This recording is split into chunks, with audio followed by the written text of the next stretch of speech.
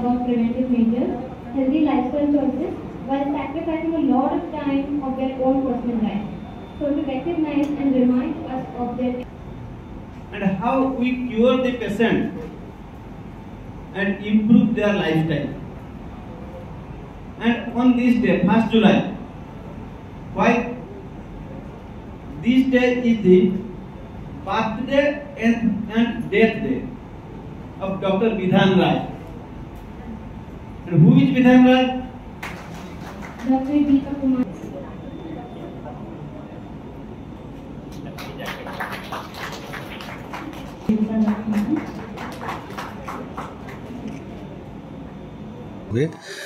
are तात्पर्य हूँ doctor मैंने जो डेडिकेटेड डिवोशन सहित सेल्फलेसली काम कर गोटे शुभेच्छा जनइबा एनकरेज करवा से जो समाज रे जो रोल रही सेल्फलेस काम करूटा को समाज लोक मान मध्य गोटे जनइबा यार उद्देश्य सो दैट से अधिका मोटिवेटेड डेडिकेटेड डिवोशन सहित लोक मान निस्वार्थ भाव में सेवा करेंगे से तार उद्देश्य कि शुणु रोगी जिते जनक आमर भी रोग है आम समस्ते गोटे डिप्रेशन भितर था गोटे एंजाइटी भितर था आपणकर जिते धन संपत्ति था जदि शरीरटा सुस्थ रहा ताले जड़े शांति रहीपर आतेबले दरकार सांत्वना दरकार रोगी सेवा अपेक्षा मेडिकल ट्रीटमेंट अपेक्षा सांत्वना दरकार जो एंजाइटी डिप्रेशन को रियलाइज करिकिनी